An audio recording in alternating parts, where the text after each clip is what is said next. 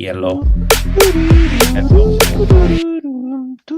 How come RD didn't come visit Greece this time, y'all? Because he's not in Greece, he's in Cyprus. Yes, that's the same thing, Sean. Okay. Subscribe to Simply Bitcoin. Cyprus it's mini Greece. It's Well, mini yeah, but with better euros. Geographically, it's right next to Lebanon, so. Lebanon? Yeah, Lebanon. Lebanon. Libanos. Lebanon. Ladies and gentlemen, we are live. Welcome, everybody. Welcome in. Hey. Hey? Hey. You made it to another episode of the Meme Factory Stream Test. This is number 98. And we are joined this evening by Nuclear Bitcoiner, or Ryan McLeod. Ryan, which do you prefer to go by? Either one works for me. I'm pretty much out in the open about my connection to this NIM that I had created promoting nuclear Bitcoin mining. I see you're a happy Suscorp customer. Now, Which one of the two of those is your pen name?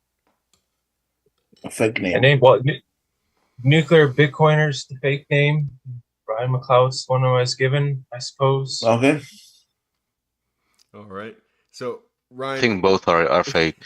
for anybody in this space right now who doesn't know who you are, could you give a elevator speech, brief pitch about who you are and what you do here?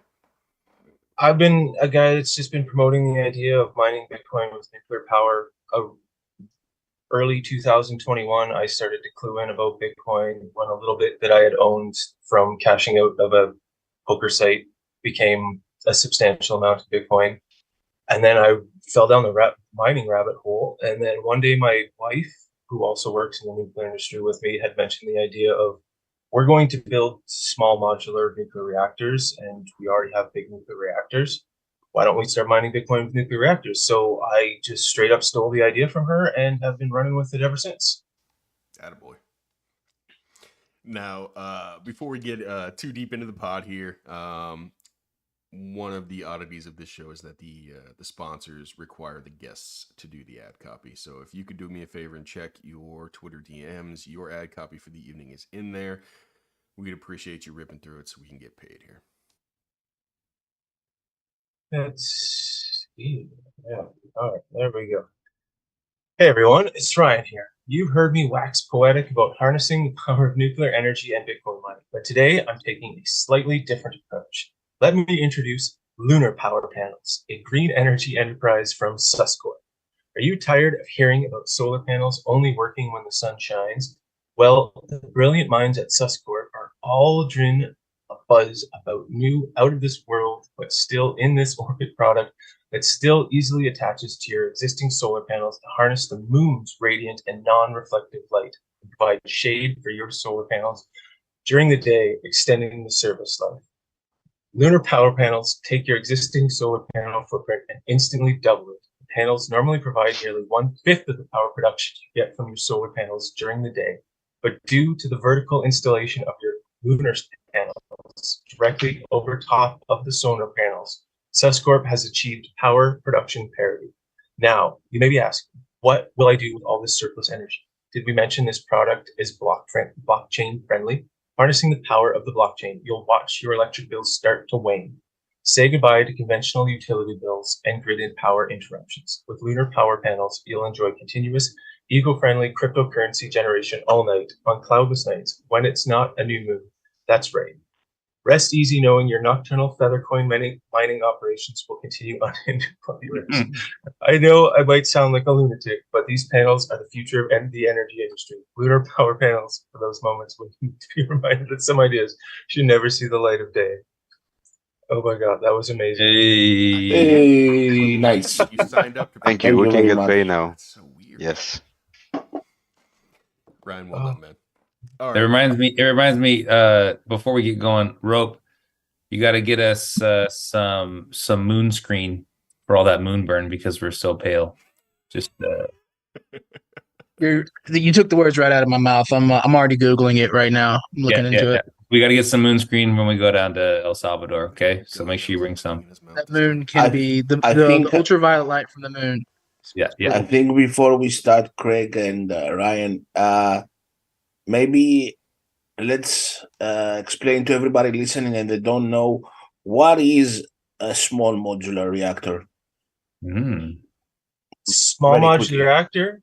Yeah, it's basically just a baby nuclear reactor. Most of the reactors around the world are huge power generating stations that will generate as much as like a gigawatt per unit. Small modular reactors are anything less than 300 megawatts. So some of them may even be as small as 1 megawatt or 5 megawatts, 50 megawatts, 100 megawatts. So they'll have a much wider range of applications that they can apply to that may not be appropriate for large gigawatt-sized reactors that have a market that can sustain something like that. So we can start deploying nuclear reactors to like remote northern communities that only need 10 to 15 megawatts of power generation, or like communities that only need like 300, 600 megawatts. Or they're also very appropriate to start replacing coal generation stations that are going to be retired in the not too distant future, because they already have the power infrastructure available for that electricity. So it's easy to swap out a coal generating station for a nuclear power generating station, because it's basically just a different form of thermal generation power. So it's a new pathway that the nuclear industry is looking to take in the future that will open up many new markets for nuclear power to fit into different like grid structures and off-grid and microgrid and island scenarios. So the terminology has to do only with the size, or does also has to do with the kind of new technology they are built around safety, meaning the power is cut and it just sits there? What happens? Yes, that is definitely one of the new features of the small modular reactors, is that they will take advantage of modernized safety features where they will use like just the physics of thermodynamics, that if there is an incident where they lost cooling and power to the site, that they would require like water recirculation to keep the uranium cooled, these new types of reactors will passively cool themselves off by using the ambient temperature in the surrounding environment, so that if there was ever an incident where they lost power from the surrounding infrastructure, they would fail into a safe state automatically with minimal human intervention. So that is one of the cool features. And then another new thing about the small modular reactors is that they are also testing and experimenting with different coolant types. So the typical reactors that we're familiar with are using boiling water reactors. They're either just a standard boiled water reactor or a pressurized water reactor, and they basically use different heat recirculation cycles to boil water and pass it through a steam turbine cycle, and then that generates electricity. But these new reactors are going to use coolants such as molten salt. Some of them are going to use graphite as a coolant. Liquid metals is one of the ones that they are experimenting with, high temperature gases, and those will offer different features for generating nuclear power with different like water requirements and different like passive safety features that they have available to them when they are in operations. So in comparison to the older models, that we needed very active methods in order to cool them when something goes wrong. Those reactors by themselves will cool. That's I guess the main difference that permits us to talk about now. Maybe we can have them in the future also in our houses. Yeah, that You're is gonna fit still an SMR in probably your house, several though. decades away, but that is something that is being aimed towards to have very like small scale community size like nuclear generation infrastructure. Greg, like we cannot hear you, Greg. hospitals is Can you hear me now? Yeah. Yes. Yeah. Hospitals is definitely a one of the applications that they're thinking about for these sorts of nuclear reactors, because they would not only be able to power the immediate hospital during an event where they needed to generate backup power, but they would also be able to keep the immediate vicinity around the hospital powered up. So that would provide like a safe zone during emergency situations. Somebody's playing Nice. cricket noises on purpose. I hear them. Huh? Somebody's playing cricket noises on purpose. I hear them. I don't know which one of you it is. Really? It honestly, it might be me. I have a window open behind me. I do hear crickets. So yeah, that could be me. Greg, it's just payback. It's payback for what Greg did to his roommate back in the day. Oh man, that deserved little bastard out there will just haunt me all night long, every night. I got one in my garage right now. I know the feeling. You want to know what Greg did to his roommate back in the day, Ryan? Go on. I would love to how hear you this. bastardized this story. Go on. Yeah, so this is where the FU Greg comes from in the first place. No, it came way before that. He got this, what was it? Some high-pitched noisemaker that would randomly make noises.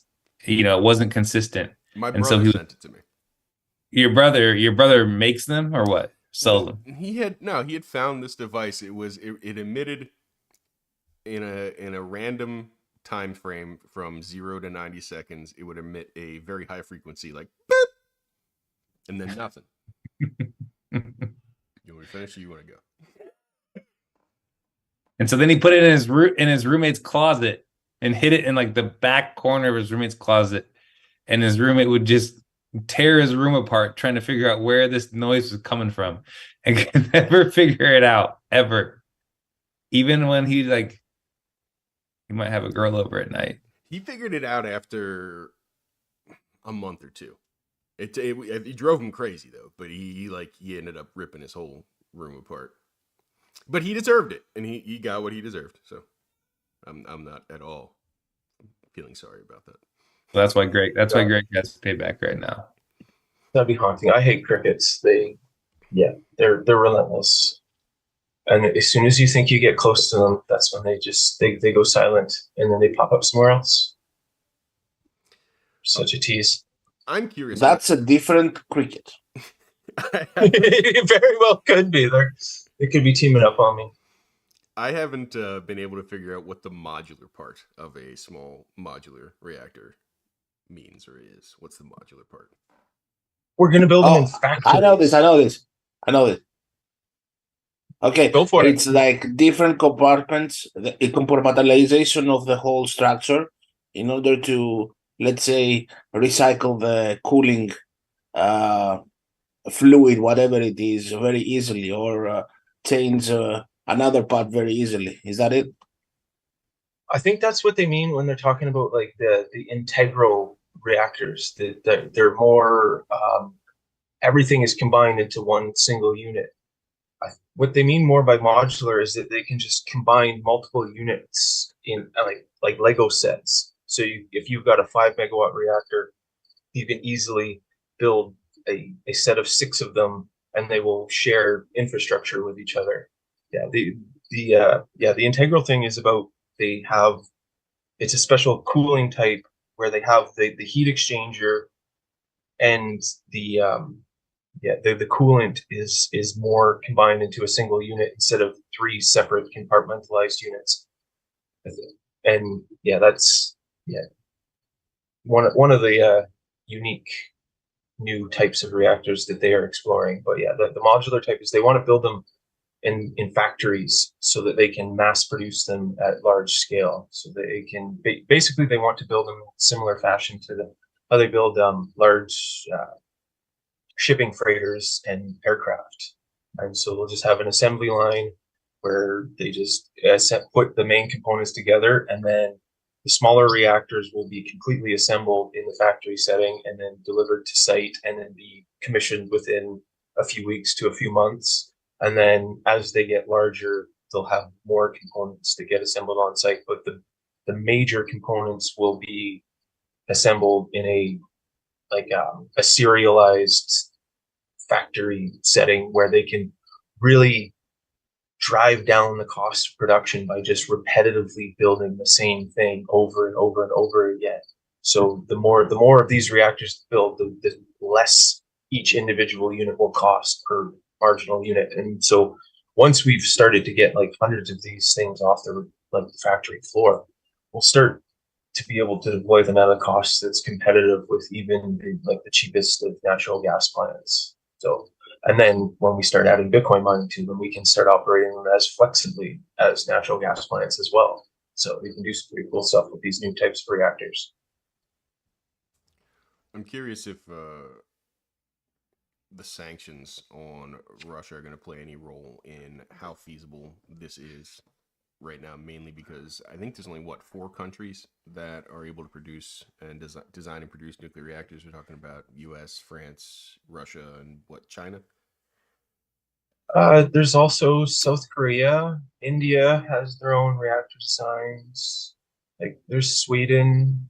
UK has reactor companies that can make units. Canada has a few companies that can make these things. So like the primary ones are definitely like Russia, China, South Korea, France, and Japan. And like Canada, we have our CANDU design, but the last one that was built was in Romania in 2007. So there was actually positive news on that front with nuclear power in Romania just announced a few days ago that they had built 2 reactors. One was finished in 1989, the second one was finished in 2007, and they had plans to build 2 more, and they started them. Then they ran out of money, and so they've just been partially finished on construction sites since like early 2010, 2009. And just last week, they announced that they have received financing to go ahead and finish completion of those 2 units, which are 2 CANDU reactors, which is the Canadian design that's touted to be one of the safest on the international market.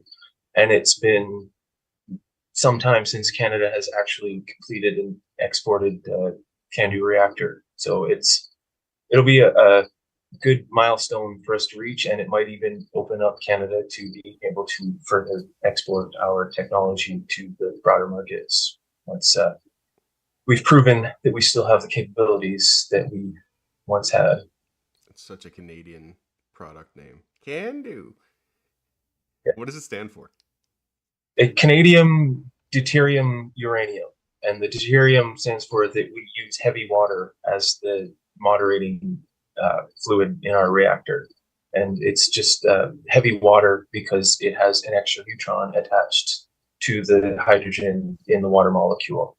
And it has a different reaction with the neutrons that are flying around during nuclear reactions, because essentially what happens is when a uranium collides with a neutron, it splits and then it releases energy and more neutrons that then continue the chain reaction, and we collect that energy in a water medium, and then that's what's transferred into the heat exchanger and generates electricity.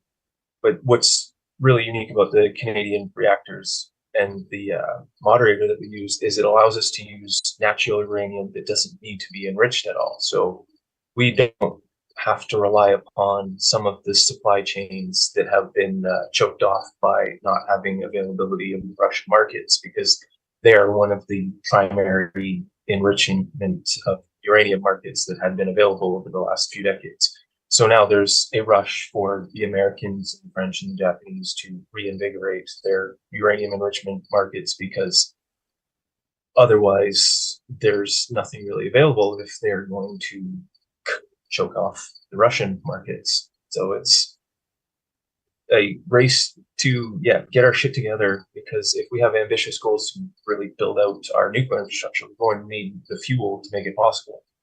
So that's one of the puzzle pieces that needs to be put together before we.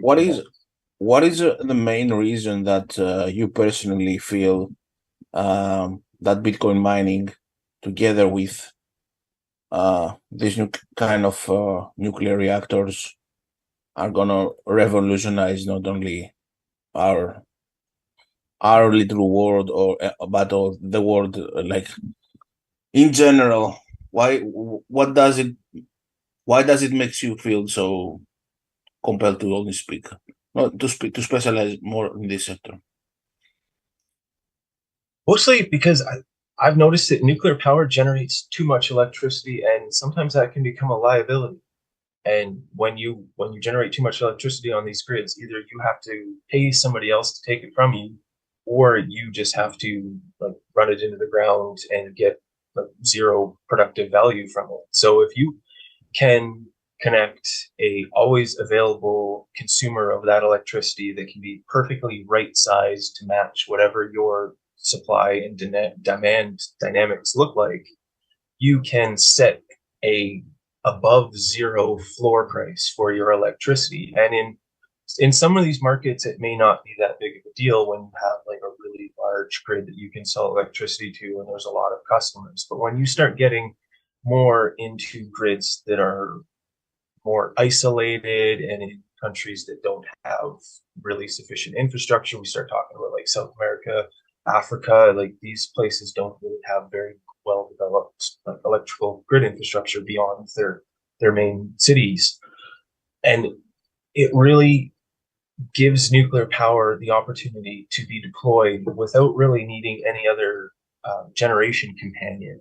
It will have a load companion, so it will be available at its full capacity, and you can even build it in excess capacity of what you may need in the present, predicting what you may need in the future.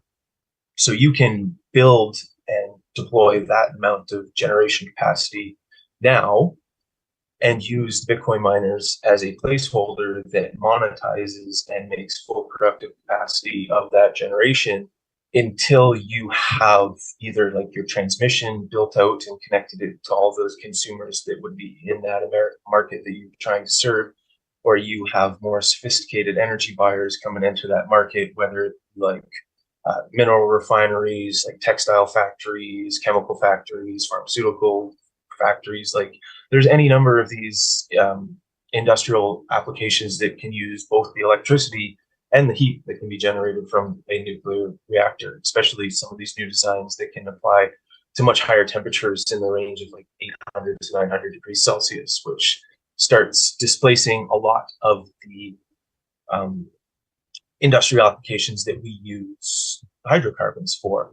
And one of the things that I argue for is not to completely disuse hydrocarbons and completely do away with them, is that if we can displace using coal, oil, gas for power generation and heat generation in a lot of industrial applications, we can start to use them for higher order applications. Like we can use the methane from natural gas as a feedstock chemical to start building and creating higher order chemicals and like much more complex hydrocarbons that we can use to fuel our economy, like fertilizers, like synthetic chemicals, fertilizers. There's any number of things that we can do because it's just the base chemicals are carbon, hydrogen, oxygen.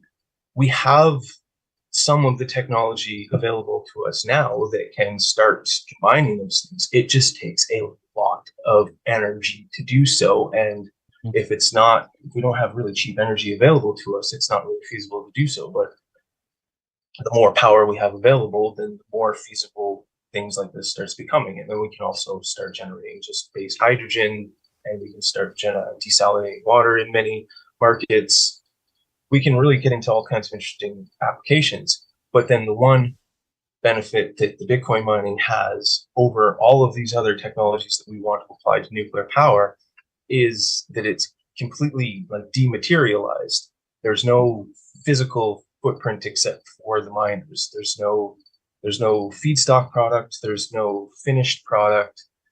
You can mine Bitcoin on one corner of the world, and then you can use it on another corner of the world within minutes if you really wanted to. Like you'll take your fees or whatever to do so. But like I can cash out of my brains pool while I'm in El Salvador and then go and spend that on the beach within an hour, and that's like nothing. Like try and do that with something like aluminum or hydrogen or any other commodity good that's produced where we typically will like arbitrage really cheap energy. So I see Bitcoin just playing a a major role as just ensuring that when we build all of this new energy infrastructure that we're going to need for what we expect to be using in the future, as just Bitcoin just becomes this perfect placeholder, and you just keep migrating to all these new energy infrastructure deployments until we start filling that void with more sophisticated energy consumers.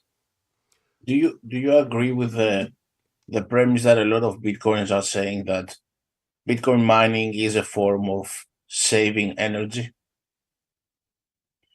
Yeah, like I would agree with that. Like I don't quite agree with the it's a battery argument, because Yeah, exactly. a battery kind of implies that it can be regenerated into the form that it came from. You can have a thermal battery and an electrical battery, and then you can regenerate that as the form that you had stored it as. Like Bitcoin's more of a Resistor. transformation. It's a transformation of energy. So the same way that we create steel, we're condensing that energy into a different type of commodity for a different market that serves a completely different purpose, but it still has a value on that market, and it can do all kinds of crazy, amazing things. And when we really start thinking about it, we can turn it right around. And once it starts like we buying electricity with Bitcoin, then it starts making that full circle, especially if we start thinking about companies like what Sonoda is proposing, where we can do real-time settlement of our utilities while we're consuming them. Like as you're consuming kilowatt hours, you will be paying sats in return in real time that can be split and distributed in theory to the entire value chain. So everybody from the generation to distribution will be getting paid as you're consuming electricity. Like that is a revolutionary change to the way that we consume electricity right now, where it's like a credit risk where you're consuming electricity, but you don't pay that bill for a month, 2 months. And sometimes people don't even pay their bills. And so the electric company is on the hook for that like risk that they don't have full certainty over. Most of the time it's fine when our society's functioning, but then when we start seeing things unravel, like we start seeing more people choosing which bills they will have preference to pay. And like we're starting to see in many countries around the world, like people are starting to have to choose between paying their mortgage or their electricity bills or their food bills. And like it's not a pleasant experience for people to have to go through, but we're definitely seeing that pain manifest in many places around the world. And it's just another symptom of the fiat. If one of the solutions to stabilize our electric grid is to use resistors, huh? Correct? What do you say? Nothing. Oh, sorry. So if one of the solutions to stabilize the grid is to use resistors like Bitcoin mining, right, in that kind of capacity, do you think that's going to change if the technology in big battery applications will emerge? Like if suddenly we have the capacity to store huge amounts of energy, electric energy. We do. We store it in the Bitcoin battery. Nah, that's what we say. I've got nothing against batteries, like to a point. Like they do have an application in various like scenarios and circumstances on grids, especially when you're playing with like microgrid scenarios. But this idea that we're going to build giant infrastructure, windmills, and solar panels that are backed up by batteries, I think that is a complete fantasy. The windmills and solar panels are backed up by reliable power generation, which is typically going to come from your natural gas plants or your coal plants. And where people are lucky, they've got hydro or nuclear. So like that is one thing that some parts of Canada, like Ontario, where I live in, like that is one of the few things that we can brag about, is that we have a grid that is completely hydro and nuclear and teeny tiny bit of natural gas for managing our like peak loads. But one of the things that's happened to Ontario and Quebec is that because we generate like really high quality, reliable electricity, like Quebec has a lot of hydroelectricity, is we've started to have many neighbors that have become dependent upon exports. So like that's all the northern states Michigan, New Hampshire, Maine, New York, like that northern section of the country. And they have, as more like exporting from Ontario and Quebec have been increasing, it starts to become a strain because like you can only feed so many mouths with what you have available. Like Quebec has a lot of hydroelectric power, but like it starts running. You can only build so much. You only have so much land that you can allow to be occupied by those huge dams. So one of the things that they are now considering is refurbishing one of their nuclear power plants that they had built many decades ago that was actually slated for decommissioning, but now there's reconsideration to bring that back to life. Because what's happened is the states that we've been importing to, they've shut down much of their reliable infrastructure. Like New York recently shut down Indian Point. There was the Pilgrim nuclear reactor, Palisades nuclear reactor. Like there's multiple gigawatts of capacity have gone offline in the northeastern United States that they've just picked up a lot of that slack by importing from what's available in Canada, but now that's starting to spread what's available from Ontario and Quebec thin because there's only so many mouths to feed. So now we're talking about increasing our capacity. Like Ontario is talking about adding an extra like almost 8 gigawatts of nuclear power to our capacity within the next decade to satisfy our requirements, because there's a lot of talk from our officials that we want to go a lot more like electric vehicles, a lot more electric infrastructure. So we're going to need a lot more electric generation to do it, and windmills and solar panels aren't really going to cut it because there's serious proposals on the table from these people that think we can do it without nuclear and fossil fuels, that we can just fill the Great Lakes with windmills. And like, I think that's insane and ugly, and just a misallocation of capital. So it sounds like we have a lot of people that need a lot of energy. And necessity is the mother of all inventions. So what kind of invention do you see on the horizon with nuclear power? What kind of breakthroughs are you seeing in the technology or coming along in the technology that are going to help spur its adoption? Yeah, but before you answer that, can we get into some of the nuclear FUD? Yeah, which FUD? Weapons, before we do waste. that, can we answer Craig's question? Yeah, please. We can go to the FUD after. He's Not been totally linear. different tangent. That's not linear. All right, which one was that again? Yeah, just refresh me. So Okay, answer. Okay, what do you see about the nuclear adoption? Greg's question. Before we do that, though, No, Rob, that you have a wasn't- question? Yeah, Yes, I got a so- question. Do you cut your hair like that on purpose? No, That was rude, Before you Rob. answer that question, Labra, did you have a question? Crickets. Yeah, I was saying a long time ago that I think Pedro has a question before you answer that previous question. I actually don't have any questions. Can we go back to Greg's? Okay, I have a or question. adoption. Thorium, No, nuclear no. energy, Let's- conspiracy theory or not? let's rehash. Thorium is a big maybe. Thorium has potential, but there's still some hurdles to work through. Yeah, Plutonium. So you were saying plutonium already is used in reactors. Yes, that let's there's a go. lot of demand. We'll get back to Greg's adoption. Adoption is Plutonium. No. What I'm asking specifically is that since there seems to be electricity generation going offline and more people wanting the existing resources, there's a lot of need, and need drives invention. So what kind of invention are you seeing happening? What kind of innovation are you seeing happening in the nuclear space that's going to help drive adoption?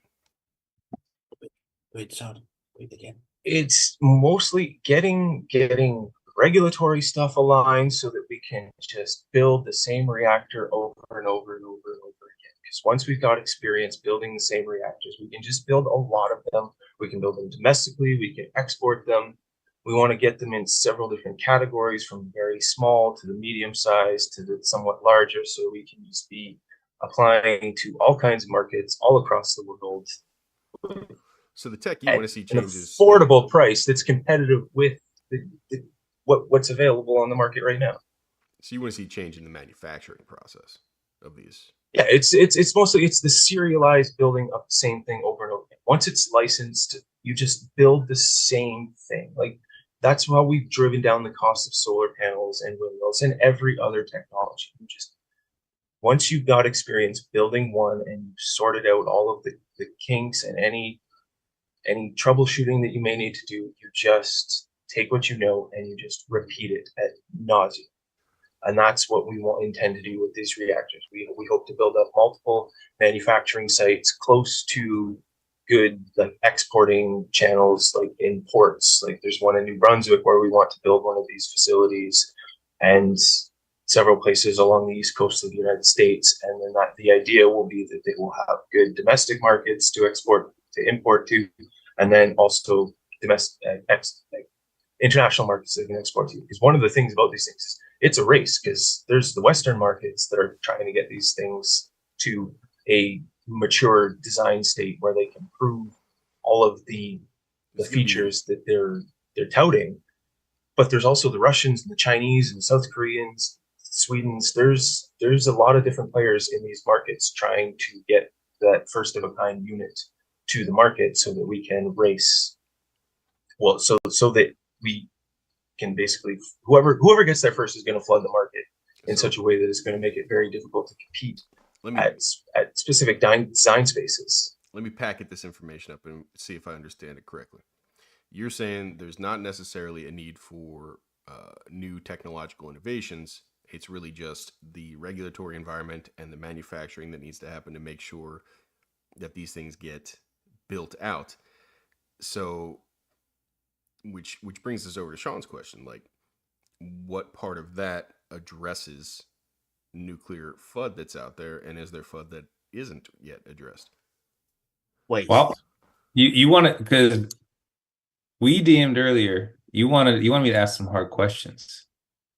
Yeah, no, hard question. I like hard questions. Sweet. The FUD is mostly waste, weapons, cost, delays. Yeah. That's Like I kind of want to break them down, because I think, if you look at, you're saying, hey, when the first, and I'm going to play the devil's advocate here, right? So I might come off a little combative, but we're all Bitcoiners, so it's normal. But like, the way that I think about it is, hey, you're talking about, when the first mover starts doing this, then everyone's going to start doing it, and they're going to have this advantage. But I look at it like, well, for someone to do it, they have to have a lot of money to come out and do this, right? And so you need someone to really pony up and to believe in it, and for it to work. So, like, I guess I would say is how is anyone, or is anyone going about getting investors or getting people that actually believe in nuclear technology or nuclear energy to start building these small modular reactors? Like, how is that getting going in motion in the first place?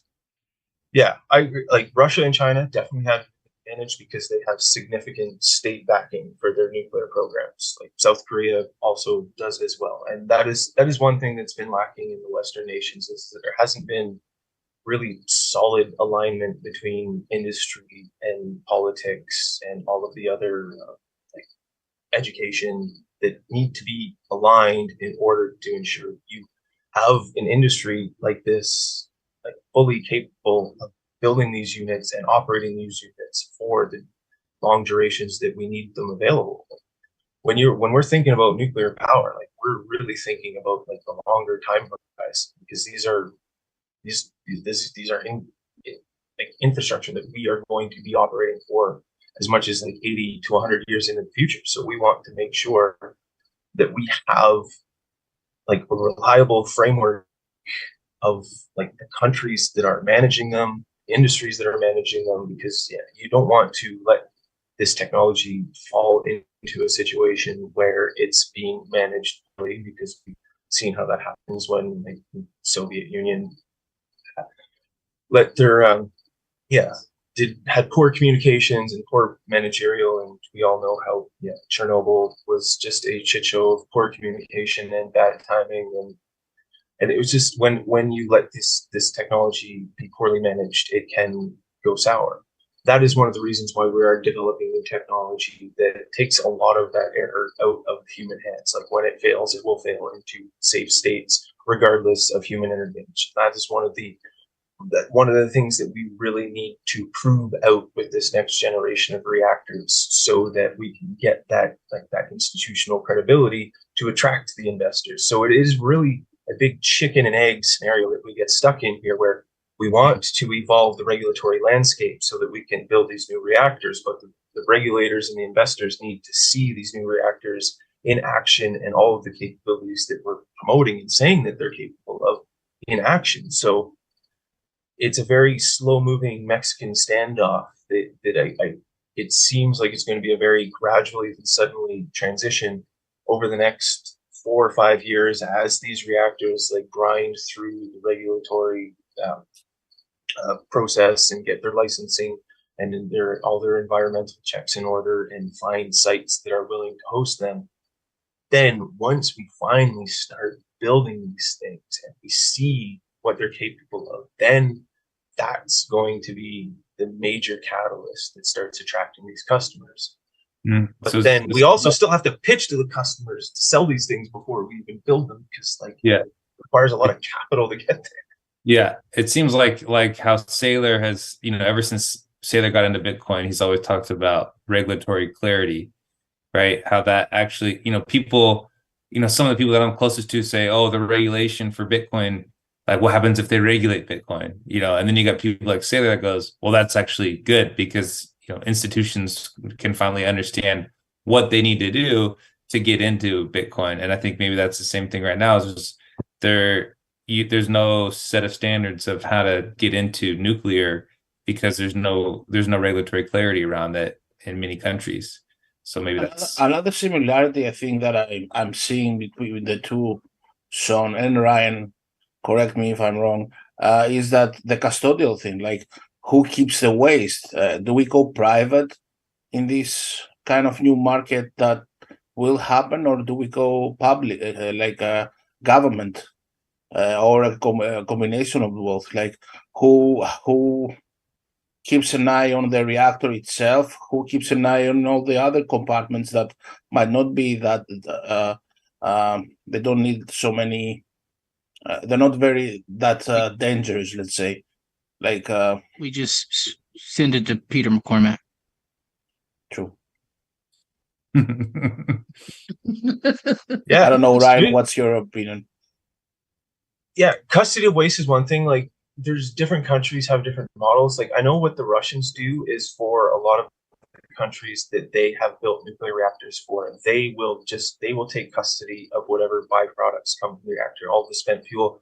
They'll take it back to their reprocessing facilities and they will deal with it. And some of that will go into their fast reactor that they have that can basically recycle spent fuel from the other conventional reactors.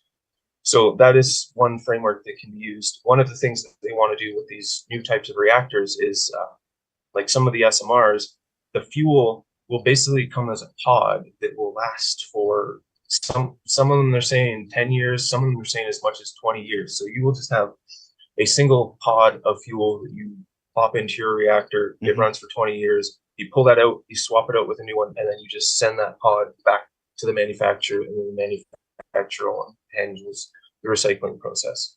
Because it's just water, right? It's just getting heated up, turned into steam, and creating electricity, and then getting cycled. No, he's talking about the element that does the nuclear. Okay. Yeah, like the fuel pod. Like there's different types. Like there's molten salts that they will use, where the fuel will basically be a part of a slurry of other like salts, and molten materials that are kept in a suspended form, and then they just circulate around and they transfer their heat into the water cycle that turns the steam turbines. And then there'll be other ones where the fuel pod is it's basically just a chamber. It almost looked like a gumball machine with like billiard balls in it. The billiard balls will be like a ceramic pellet that surrounds the fuel. Don't talk about balls because Labra gets excited. Layers. He's not the only one. Yeah, and they and so all they do is they and then so they just replace the amount of these like fuel pods that they have in their facility, and after X amount of years, once it's spent its usable life, like I don't know all of them because some of these companies are still keeping a lot of this stuff close to the chest, and only a few of them have kind of. How many of those companies tried the fuel with Red Bull? Have tried the fuel with Red Bull? How many of those companies tried the fuel with Red Bull? I would be curious to see if Red Bull would supercharge us, but that would be interesting. Red Bull, yeah. Is that radioactive? Okay, here's a normie question: Is that radioactive waste, or is radioactive waste only happen when there's an accident? Radioactive waste is a byproduct of the nuclear fission process. Yeah, like waste is a relative term because that's how we got Greg. It's a byproduct of the nuclear fission process. Yeah, for my parents, I'm a waste. You're a byproduct too. Oh yeah, yeah. Like when it goes into the reactor, the conventional reactors, they're little fuel pellets. Actually, I have them right here. Yeah, they look about this big, and there's dozens of those that get put into a rod. Chair force sized. Yeah, they get put into a rod. I don't know about that long, and then they get put into like a bundle that's like a honeycomb shape, and then that's your fuel bundle that gets shoved. Imagine one of those will last 20 for like Terra Forces 18 months. That's one of the and then when they pull that out of the reactor, it's like it's in the same physical form that it is, but the material is somewhat transmuted because being exposed to neutrons in a nuclear reactor, that changes the material form of the elements in it. The guy doesn't understand. Okay, listen up, son. The bees go to the flowers, right? Okay. Son, okay, and the flowers are radioactive, and when the bees go to the radioactive flowers, they become one and infused. It's the same thing, right? Goddamn. So it's all radioactive. Okay, son. Oh, yeah, the uranium's radioactive. Everything's radioactive. Well, the water's radioactive. The uranium's radioactive. I brought an offering for the prophecy. This is thanks. Banana bread. Banana bread. This is atomic banana bread because bananas are radioactive. If you weren't already aware of that, because potassium it has a radioactive isotope. It's a very that's why you don't get cramps. But yeah, and that's why yellow is the way yellow is. What do you mean by that? I just think it's funny that our power generation. So right now, no one really knows what they do with what companies do with the radioactive waste. Is what you're saying? Red Bull. Right now, we just we put it. We have large canisters that have lead shielding, like they look like giant Pringles cans, and we just stash like a dozen, maybe 24 of these fuel bundles that I described into them. And it protects them. Like you can stand outside of these things, put your hand against them. They feel warm, and you can tell that they're generating heat. But you can also put a radiation measuring device up against them, and you detect nothing.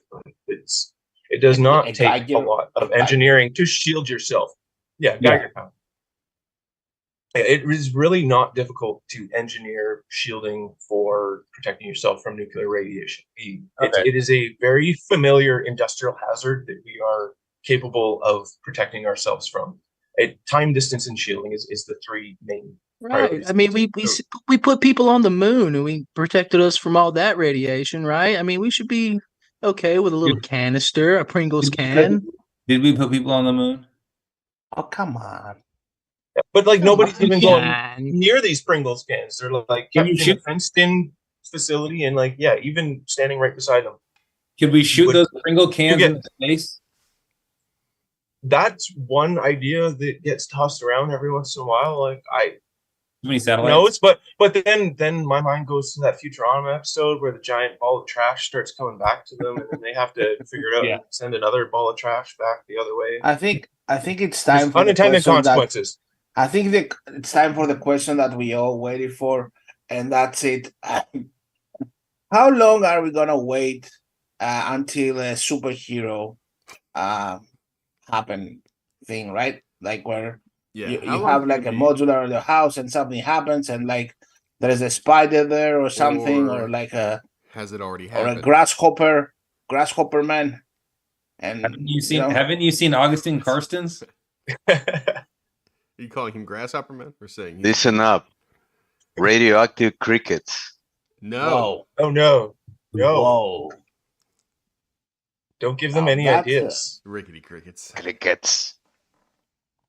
That's a scary thing.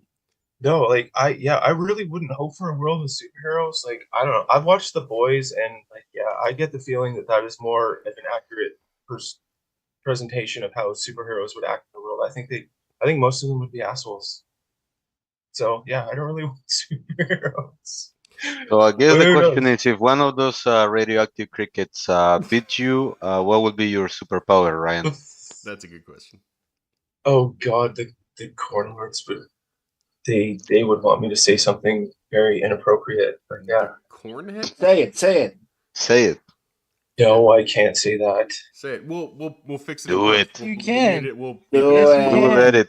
Do it. Do it. Come to the We will edit this. This is not live, so we will edit. It is definitely live. No.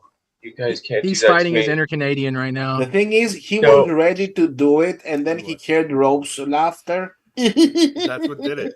Oh, what the fuck was that, man? It was that shitty rope. No. I can't, because no, that's too inappropriate. Because these guys are definitely degens that I hang with in some of these friggin' Instagram or not. Then just you stop being Canadian for like 5 minutes and just say it. We only got 16 people watching right now, anyway. 14. Oh, not even. We're losing them. It's all Labron Chrome browsers. Mean Factory doesn't. Here. Pressure. Yeah, I'm hearing my wife upstairs yelling, "It's live! Don't."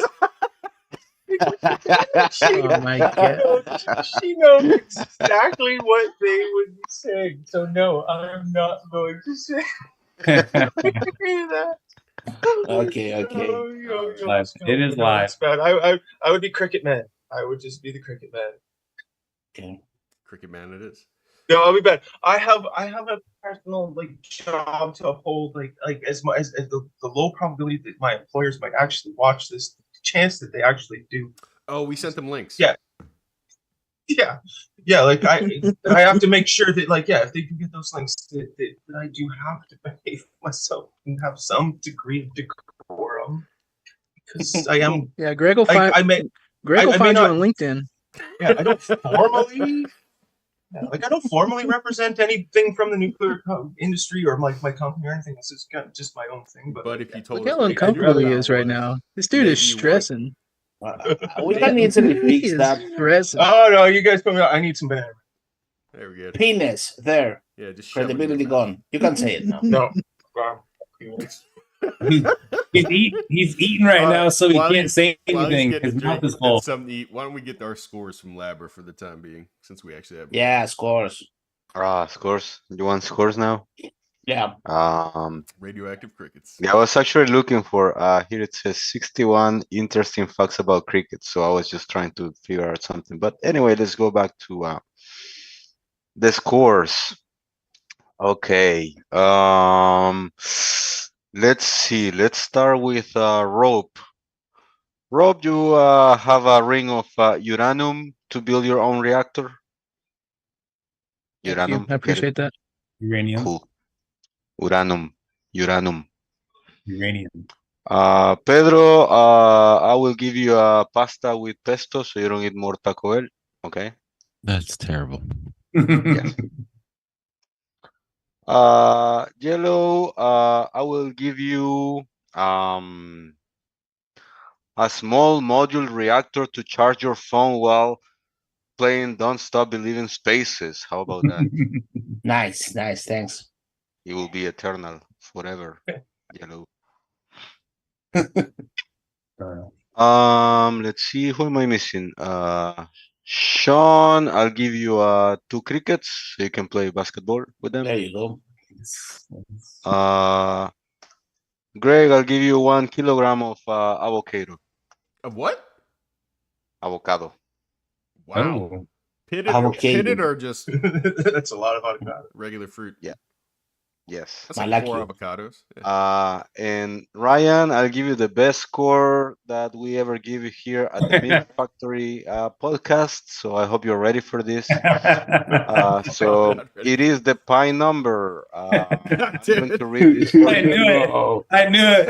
Yes. 3.1415. Frank, no. Frank, you can't mess up. Frank, no. Frank.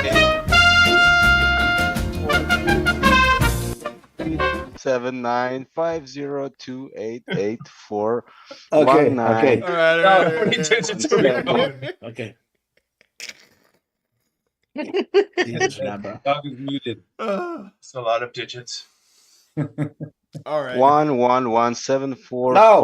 Stop it. Back up. 4102. Okay, time for the RD question. Yes. Pedro, tell the dog to come back inside. All right. Yeah. Keep him muted. Excellent.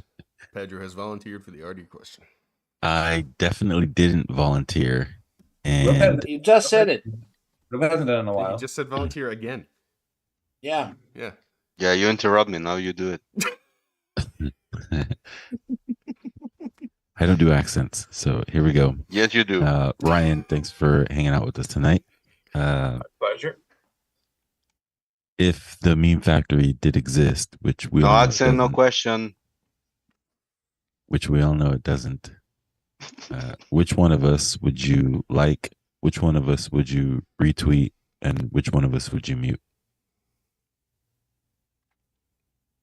I'd have to mute Rope because he was mean about my hair. Mm-hmm. Oh. Mm-hmm. Also, he's sniffing his fingers all the time. All the time. I deserve that. I deserve that. I do not. God damn it, Yellow. You're It's because Rob has you Yeah. the same hair as you, and so he was asking if that's what you were trying to do. That's why. I'll retweet Yellow. Yeah. He belongs on my shelf with my little miner. You can buy him. And yeah, I probably should. I'll add him to He's the list. cheap too. All kinds of things.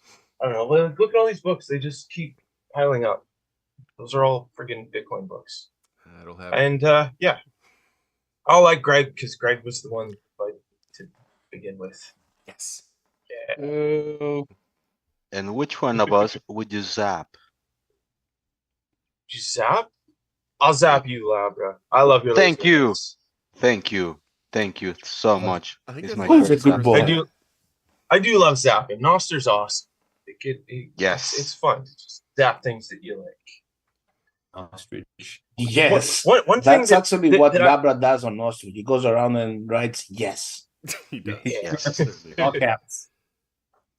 one thing, like while I'm here with you guys, I forgot to talk about memes because like that is one thing that the nuclear industry really learned from the Bitcoiners is how to meme well because they've been losing the meme war against the anti-nuclear people for decades, and it's just they've been telling a better story and they've been making it seem like nuclear power is scary by these like little catchphrases like it's safe unsafe at any dose and it's expensive and it takes forever to build like it catches on with people and then you talk to people about nuclear power and they just repeat those little memes that they've heard.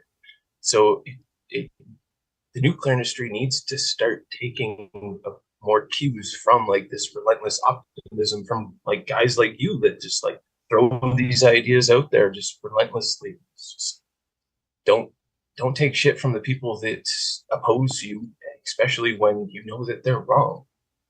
It sounds Like, like a call to action. Like they need to stop being on the defensive and start being more like proactive about like nuclear power is awesome. There's so much awesome in nuclear power that we can be proud of that we should be promoting more in the types of forums that would engage in memory, and it needs to be expanded. So yeah, like I should start doing it more. Like I should. Yeah, should ask you guys. Very what the tools? Like what? I need tools. It's How long very does it take to hypocritical. build an SMR? There's at least 3 or 4 tools on this podcast. it's very hypocritical that the future that we all Greg, it's 5 envision, of them. that a clean future, a very high-tech future, can really be attained by adopting nuclear energy more and more, but for some reason we don't. I don't know. People got scared.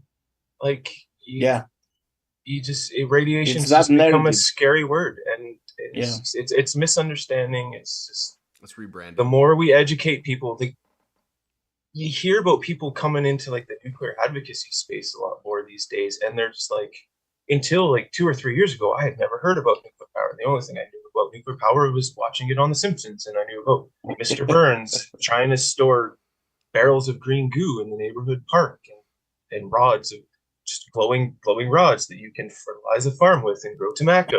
It's like that was an incredibly poor representation of how nuclear power actually is. So it has been very detrimental to people's understandings of the industry and societal acceptance as a whole. So that when the accidents do happen, because people don't understand it, there's more panic, there's more fear, and then that creates more like a worse problem from the reaction to the accidents than the actual accidents themselves.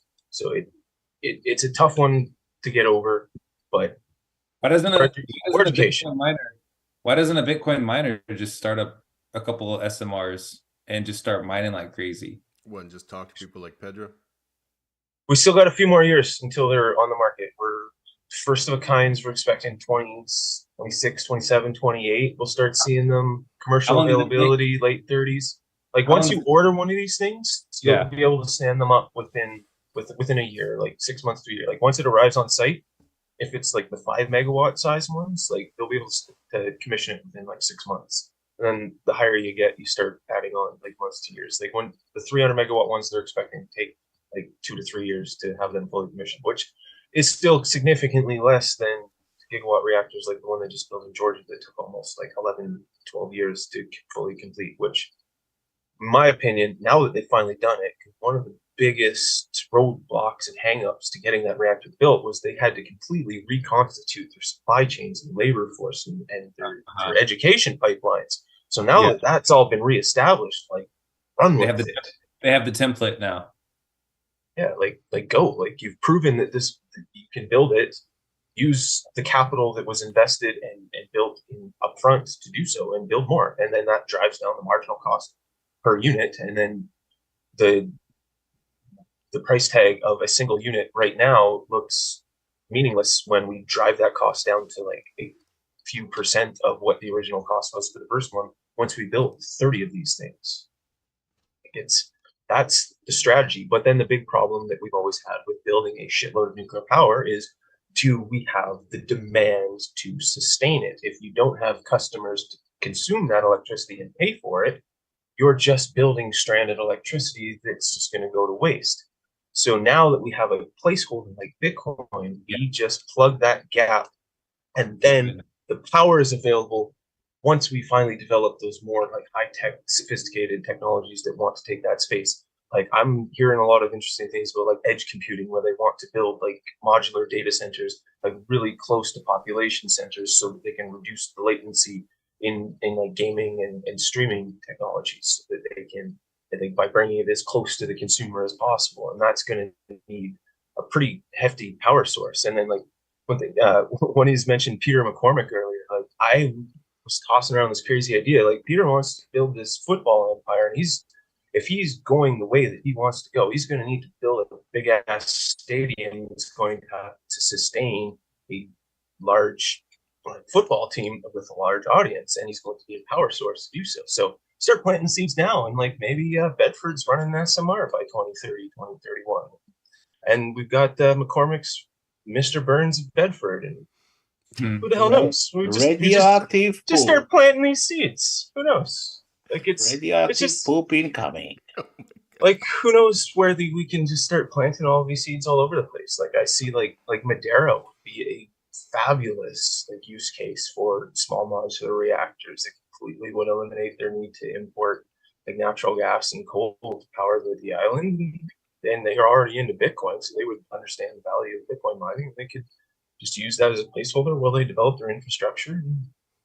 made a more robust economy on that little island they have.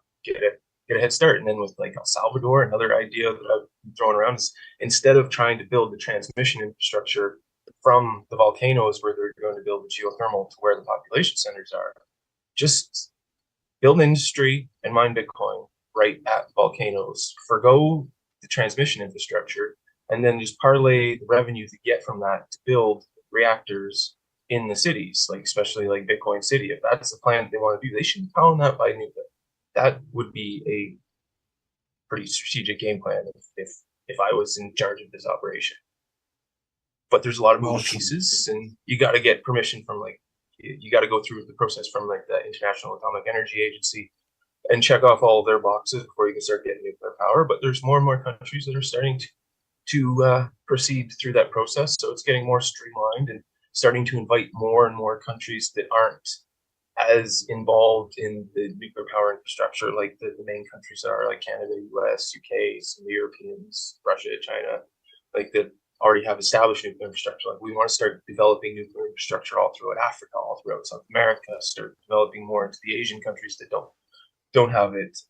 Like Australia, their own basket case that they have a robust uranium mining industry, but they hate nuclear power for some reason. But that's a whole different story between them and the Germans. Like it seems like the rest of the world wants to go nuclear because they see it as a crucial technology that they can use to ensure that they have their own energy reliability and they have security, so that they will not be caught in a situation where they have their pants down when a situation like the Ukraine-Russia conflagration happens and now you don't have access to gas that was flowing into your nation and you have to quickly shift to alternative lines. If you have nuclear reactors with on-site fuel that can last for many years, like you won't even notice those incidences. It's almost like having your Bitcoin in cold storage versus having it on an exchange. If you're dependent on a third party, you are setting yourself up for a rug pull. But if you've got your shit in cold storage, you can keep yourself sustained for many, many, many years without having to worry about any reliability issues from any of your external trading partners. Then you're set. That seems to be the game that many countries are heading towards. Nice, man. Let's all hope that we see that a real green future, not just in paper, and abundant in energy really, really soon. Thanks for joining us, Ryan. I don't know if anybody has anything else. Well, we got to get to Sean. Talk about. Oh yeah, right. Sean. Here we go, Ryan. Last question. Last question. Sure. Do you know what happens on block height 840,000? It's the halving party. Let's go. Yeah. I wish I could join you guys in El Salvador. I went in El Salvador. I went in November for adopting Bitcoin, so I got my little taste of El Salvador. I will actually be going in a few months. I will be at the African Bitcoin conference because I'm trying to get them all hyped up about nuclear power. Yeah. Meet with like people like Gridless and start game planning for years down the road. I'm planting seeds that aren't going to start bearing fruit for 5-10 years. Like, and I totally get that, but someone's got to be setting the stage. Do you know Cal Casa? Nope. I can connect you to him. He's got a lot of connections out in Ethiopia. All right, so DM me. So, but come to the having party, man. Why would you not come down there? You've already been to El Salvador once. You know it's a great place to be. Oh, because I got a full-time job and a family and responsibilities. Yeah. I got to be discriminating about how many things I can go to and attend. I went from doing nothing. Yeah, I went from doing nothing. I had barely left Ontario to July. McCormick invited me to Bedford to do his podcast, and then I was in El Salvador, then Japan, and then I was in Minneapolis recently, and now I'm going to Africa.